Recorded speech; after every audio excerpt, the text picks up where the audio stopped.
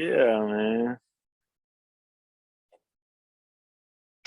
Great morning, great afternoon, great night. Welcome to Moments of Mindset, the podcast. I'm your host, your guide, your moderator, Rodney Williams. I am joined on this epic and wonderful day by my best friend, my confidant, Cyril Jeff Smith. He's here to share a few moments with me because this is the first time we're doing video. Look at that smiling face, and you know it wouldn't be right if I didn't start with how we get it started. Let's go!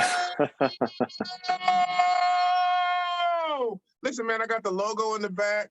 He's suited Man, and I secretly hate it when you do that because it's impossible to follow. It's like, how can you match that energy? It's like, and let me just say, now that we're on video, how good you look with that haircut. I mean, listen, I didn't hate the dreadlocks, but I wanted old Rod back, okay? And I didn't know I was going to get bald Rod, but listen, man, looking good, my brother, looking good. Thank you, man. It's about modeling. You have been rocking the bald head Since for 16, a very long 16 years old. Back when I still had hair, I was shaving it. And so now I finally hopped on the team and I realize now this is where it's at. Man, how are you feeling? Man, everything's good. I'm always grateful to be on here with you, being able to share some stuff with listeners. I don't care if it's one person. I'm glad that somebody's listening, and I take that very seriously. Yeah, as do I, man. And I just have to share, since this is the first time we're doing this on video, man. Yesterday was such a momentous day spiritually, just emotionally for me, man. My grandson, Soul Ray, took his first breath. And even in that name, obviously, Soul, son, that's Spanish for son, and then Ray. Yeah. Hunter's middle name is Ray because of Donald Ray McGill. Yeah. And then Simone's grandfather who passed, his middle name was Ray. Yeah. And Soul's father, his grandfather, it was great-grandfather, his middle name was Ray. So a ray of Ray, Soul Ray, Sun Ray, ray of sunshine. I mean, it all works together.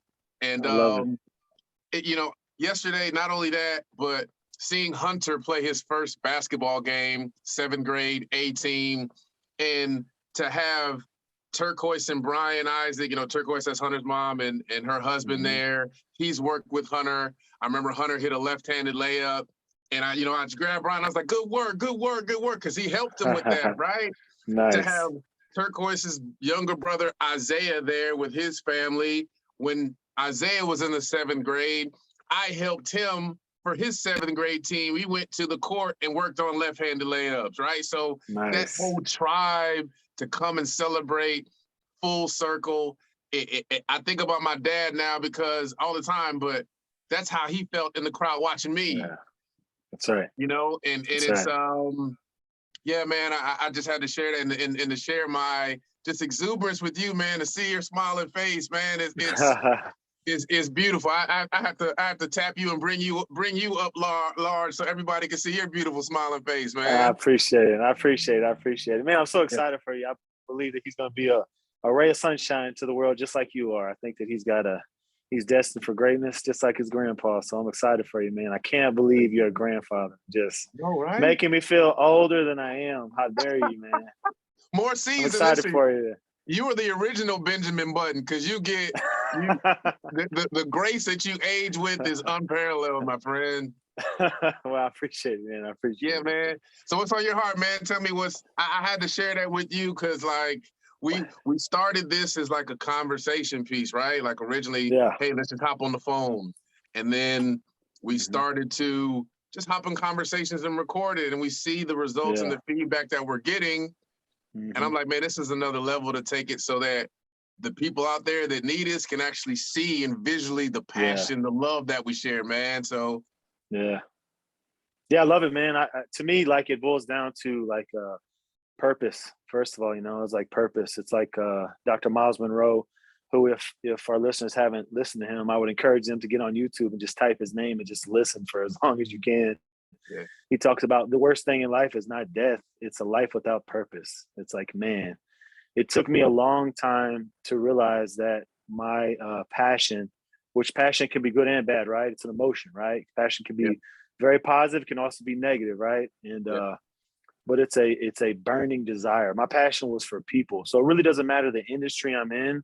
I love helping people find joy in mundane things where they think, for example, man, folding these clothes is the most miserable thing in the whole world. But I think, man, think about why you do it. You're not here for these clothes. You're here for your kids. You love your kids, right? Yeah, I love my kids. Well, every single day you fold this pair of pants, you're helping your children get to that next level. You're helping clothe your children. Let's break it down even further. You help keeping a roof over their head. So it's like, that's something somebody can be proud of, right? I think we're kind of wired that it has to be glamorous for us to be excited about it, but that's really not true. It doesn't have to be glamorous, but our purpose is always something that we can be proud of, right? And that's for each one of us a little bit different. And we have to discover what that is as quickly as possible and realize why we're on the earth, right? Why are we here? We're not here to be another cog in the wheel. We're here for something great. I believe that for every single person. I believe every single person is destined for greatness. I really believe that. I think that sometimes we get in our own way. We can blame circumstances. We can blame our age. We can blame our race, our creed. We can blame our skin color. We can blame anything. But at the end of the day, the only thing that I truly believe that will keep us from our purpose is ourselves. Mm-hmm. And I think we have to overcome ourselves first, right? So I just feel like, man, like so many of us just kind of wandering through life, letting life happen to us, rather than just kind of grabbing life by the horns and taking charge of our own destiny, so to speak. Yeah, and a lot of times when we talk, I talk about Tony Robbins and what he says. What if life happens for us instead of to us? Yeah, man. And I know in my journey and in your journey, we've all tasted our perception of what failure is, of what struggle is, of what the challenges are. But when you get a small little taste of the other side of that, it's like, eating an amazing meal. And when you first bite into it, and your mouth just salivates and you want more of it. So that's why when I get on here and we talk, it's about challenging people to find find their purpose, use the elevated emotions, the happiness, the glee, the joy, the exuberance and exhilaration that will drive you towards that, along with using your unique gifts and talents, man, in the service, you said, of people, of humanity, of beings. We are beings meant here to share. We say it every week so that we can remind you. I talk proximity. I talk to people around you, man, like you have the opportunity each and every day that the good Lord, whatever you believe in, whatever moniker you want to attach to it, allows you to take a breath. You have things around you that can drive you towards that next level, man. Like your kids, my grandson, for God's sake, like I can't stop because he has to have every single option available. And I will tooth and nail, head through the wall, make sure that he has that. Yeah. Absolutely. It's so funny. I've got a close circle of friends around me, and each one of them, it's like their talents. I believe the talents are like fingerprints. Our combination of talents is unique to us, and nobody has the exact same amount of talents to the degree that we have them in the combination that we do. And like one of my really good buddies, Dusty, he's no man left behind. There's nothing he wouldn't do for one of his brothers. I mean, literally nothing I wouldn't do. It's like, hey, he's one of those. It's 3 a.m. It's going down. He's on calling. It's like that's how it is. Like he's the jump off dude. Let's go. What do we need to do? Another good buddy of mine, Asif, is gifted in selling. This guy can sell like you wouldn't believe. He went from being a high school coach to being a very successful orthopedic surgeon appliance salesman. It's the most targeted, specific thing you can imagine. And this guy's killing, killing, just completely changed his life. Another buddy of mine, Jacoby, like he's a realtor, but he's a seller. He's a seller as well. He can analyze stuff and quickly point out the directions need to go based on market trends from the research he does. Another friend of mine, Alex, this is just off the top of my head. He's a process guy. But I tell you what, give him 4 months, he's going to be an expert in what that process is. It's like, man, I surround myself with people who I know, not just so I can take, because I feel like I can benefit them as well from a marketing, advertising standpoint, things of that nature. But we have a unique set of talents that we just kind of bounce off each other, and it makes us all better. You, for example, in the space you are in now, I love seeing you operate in something that you know is your gifting, because that's when something great happens. When you're operating in something that you know is your purpose and your gifting, man, watch out. Like that's when things will see an exponential growth. It's when you figured out what you do that's different than everybody else in the world and you operate in it. And it's so easy to go head first into something you know is your purpose because it just flows, baby. It just flows like the Niagara Falls coming off that rock. You don't have to do any work. It comes, stuff just comes naturally to you. It just comes right out. Now, do you have to grind? Absolutely. I'm not saying we're not hustlers. I'm saying when I'm hustling inside of my lane, it moves a little faster, baby. That's what I'm saying. Yeah, man. And then for me, this whole entire platform and being able to really dive deep and deal with some of the past traumas that I might have had in my family, in career, in parenthood, fatherhood, like all that in relationships, repairing old relationships, like that's exactly what I was meant to do, was stand on this mantle and be a beacon of light. That's what I asked for. And the great thing about it, and I've been talking about this a lot, is the unknown. A lot of times we are paralyzed in our perception of comfort by just that thought of, oh, I got certainty. Oh, I have stability. Oh, I know this outcome.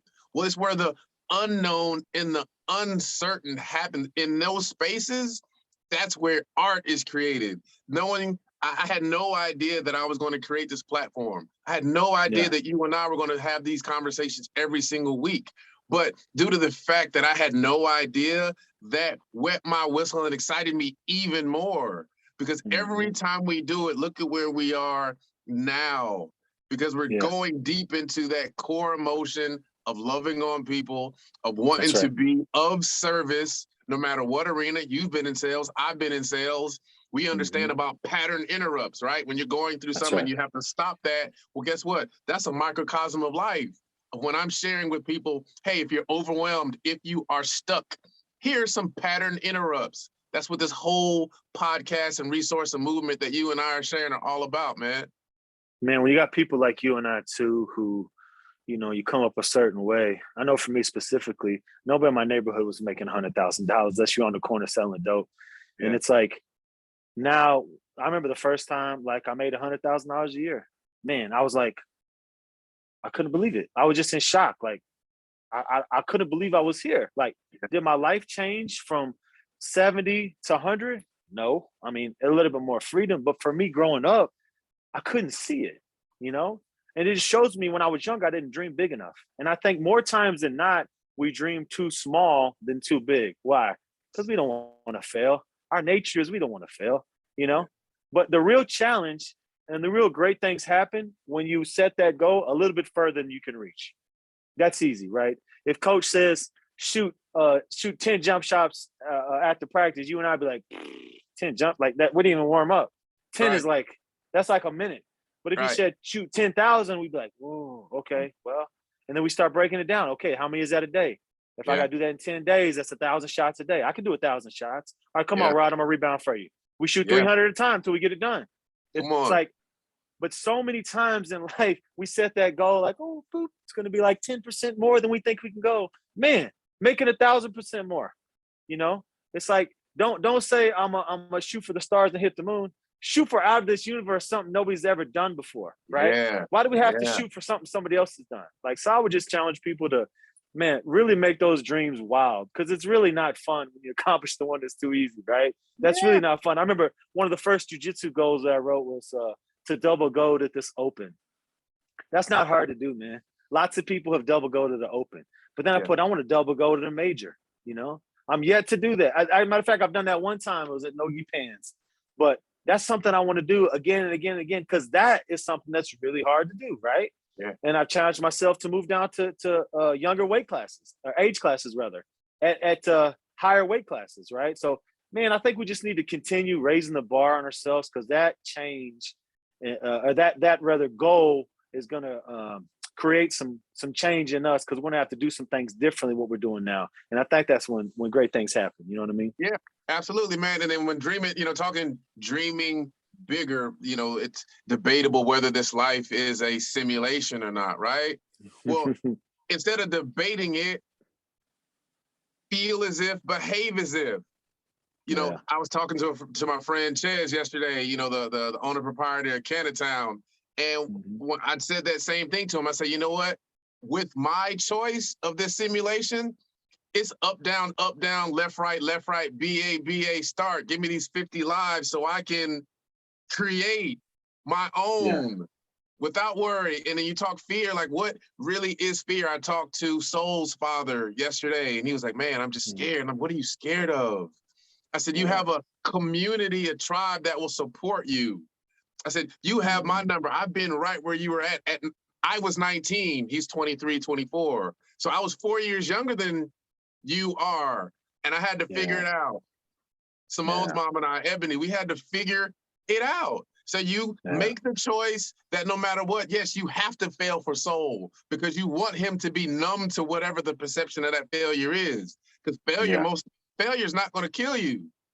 You know, we're not talking extreme stuff. If we're talking about achieving and dreaming big and going towards that next galaxy, man, if you go towards that next galaxy, you end up on Jupiter. Are you going to frown and stop playing the game? No. That's right. You're going to modify, and you already know that it's not about the results or the outcome. It's about the effort. It's about creating the framework. It's about infusing it with love. Because when you infuse it with love, the mindset's going to be there. Yeah. The routines, the habits are going to be there. You're going to create the action plans and modify accordingly to get to that next level of abundance in everything that you do in all the categories. Yeah, I agree 100%. A lot of times for many of us, it can be the golden handcuffs, right? I got stability. I got a good job. Listen, there's nothing more noble than providing for your children, for sure. But we get cuffed up with those golden handcuffs of comfort, and they just lock us up real tight. You know why? Because this is what I always wanted. Like I just told you, no one from my neighborhood made this kind of money. I should be satisfied. I can't be. If you told me I was going to make $200,000 for the rest of my life, could I be happy? I'd probably want to blow my brains out. And it sounds ridiculous, but it's like, to me, if you tell me there's a limit and I can never get over it, it would be absolute misery for me because I like the prospect of limitless possibilities. Yes. It would just drive me crazy. It would drive me crazy. Yeah. And so many of us, we just got to get out of that comfort zone, man. And I love what Gary Vee said earlier this week. It might have been an older video, but it's one I watched to him this week where he talked about, if you don't love your job right now, go to your job and do your job to the best of your ability. But in those other hours when you're not at work, focus on doing something else to get you where you need to be. It's like, man, there's nothing. What's wrong with that, right? Like, what's wrong with that? We're getting paid to fail, basically, right? Because our income is taking care of us. Now, I would argue that's a longer path to get to where you want to go. The best is to rip the Band-Aid off and jump right in. But I realize not all of us can do that, right? So, yeah, man, we got to get to that spot as quickly as we can because not a single day is promised to us. And the faster we get there, the better off we'll be. Yeah, and then on top of that, with the connectivity that technology has brought us, you can model, you can find mentors where you can align yourself on a path where it's not riddled with trial and error. You can find somebody. I started Tony Robbins, Dean Graziosi together. They have 60, 70 years of experience in the self-education, self-knowledge, self-empowerment. So I modeled and I immersed and I obsessed on their techniques, their framework. How does it work in my life? Going back to sales and, you know, taking that stability of working in pharmaceutical sales, a higher salary, you know, income, you know, a higher salary, but the commission structure was a little bit limited. Then fast forward, when I worked door-to-door sales for Comcast, lower salary, much higher upside. I made more money doing that door-to-door, knocking doors day in and day out than I ever had. Because the challenges of it, the unknown of not knowing how somebody's going to react, I had to be equipped. I had to have pattern interrupts. People, when I knock the door, oh, not interested. Oh, not interested. So I had to think on my feet like, hey, what is it in the yard that I can say, hey, what about, I'll give you a perfect example. I walked up on the guy's yard and in the driveway, he had all these ornate kind of stones. Knocked the door, did my intro. Oh, not interested. I said, oh, okay, that's cool. But man, can you tell me who did the work in the driveway? He was like, oh, I did. He comes outside. We go in the driveway. He starts talking about his passion. I'm listening. And after he was done, he honored me. Oh, by the way, what did you have? And I ended up selling him a triple play. Yeah, man. You know what I mean? It's that sort of flexibility and malleability that we have to have in our lives in order to take those strides, man, and sink our teeth into and be who it is, the best version of ourselves. So many people so scared of hearing no. They act like no is like somebody gonna hold you hostage. Man, I don't care about no's. I know if I hear enough of them, I'm gonna get a yes. It's a numbers Boom. game. But somebody's so scared of getting a door closed in their face. Man, I don't care if a million of them is closed in my face because one's gonna be opened up, and all I need is to walk through one. It's like, man, you got to have the mentality. You got to be resilient. You got to be. You can't just. People get so discouraged so quickly, man. It really breaks my heart. I'm not saying that from like an arrogant standpoint. I'm saying that from a compassionate spot. It breaks my heart, man. It really does. It bothers me because I feel like we're so close. Many of us were so close to being where we want to be, but we give up because we're scared of the rejection. And it could be for a multitude of reasons, a million different reasons why we're scared of that rejection. But you cannot be afraid of no. Who cares? You're going door to door. You'll never have to see this person again. Who cares? Bye. Okay. Have a great day on the road. Yeah. What's so bad about that? You made it. Did you die though? No, right. You're good. You're Come on. good. So it's like, man, we gotta not be afraid of hearing the word no, and just keep. It's just like you can apply it to anything. You look at sports. You know, that's the best example. You know, like we talked about before, you could be in Major League Baseball and miss 70% of the time and be an all-star. You could be Michael Jordan and miss I don't know how many thousands of shots, game winners he missed, and be the greatest of all time. Kobe the same way. It's like, man, like nobody expecting you to bat 1,000%. Nobody expecting you to hit every single jump shot, right? That's not what makes you amazing. What makes you amazing that you continue doing so at a high level. So yes, you just gotta get that. If you're asking me what my final word is, it'd be don't be afraid of no. You will not die from hearing no, or having a door shut in your face, or somebody telling you your business plan sucks, or somebody telling you that you're never going to make it. None of that's going to kill you. It only is going to affect you if you absorb it. If you turn it off and say all those negative thoughts going to go in this here and out the other, I don't care what you say. There's nothing going to stop me from being what I want to be and doing what I want to do. Man, you go anywhere. You go anywhere. And one last thing to piggyback on that, going so deep, even scientifically, I absolutely dive into Dr. Joe Dispenza and Dr. Bruce Lipton, like the cellular bio, like these guys are scientists. And so they break it down to the cellular level. It's not about we think that the DNA is fixed, so everything that's passed down is what we have to look forward to. No, but DNA is only activated based upon its environment. The type of environment activates which way. So if you're thinking those negative thoughts that you just said, you are actually training your body, your physiology to continue down this path. If it's negative, it's going to exacerbate into all those negative things, the dis-ease, the blood pressure, the cancers, all those sort of things. And I'm no doctor, but you can do your own research to that. So if you've been feeling a certain type of way, and generation after generation after generation is affected by the same thing, it's not just because they share the same blood. It's what other external influences are creating this internal conflict, especially when people are looking on the outside to correct instead of looking on the inside. So it goes so much deeper, piggybacking on what you just said, man. And you said it so amazing. No, I didn't know that, man. That's good info. I was trying to figure out why there was so much street in me. It's in the DNA, baby. I can't do anything about it. But look at you. Look at how you flipped it. Look at we can fool them. Wait, we can still fool them though, Rod. Every once in a while, we can fool them. I can walk in and be like, "Yeah, I'd like to talk to you about the forecasting." We have. Man, I love you. Hey, I know I interrupted. I do want to give you the final word. I know you gave a final word. I know you have some extra sizzle, some sauce. So leave the people with some last minute sizzle. Man, I am very grateful. I think that gratitude is the most underutilized and unappreciated feeling that we can have for our lives, for the people around us, for anybody we encounter. I think that we need to, every single day when I take my kids to school, each one of them, I make them tell me every single day 3 things they're grateful for. And then we pray and I drop them off. And man, it's been so powerful to see them change their outlook on the world. So I would say be grateful no matter where you're at in the process. If you're starting a small business, or you're trying to look for promotion at work, or there's a new relationship in your life, or one that's departed from you, just be grateful for past experiences and know that how powerful gratitude really is. I think it's very underutilized.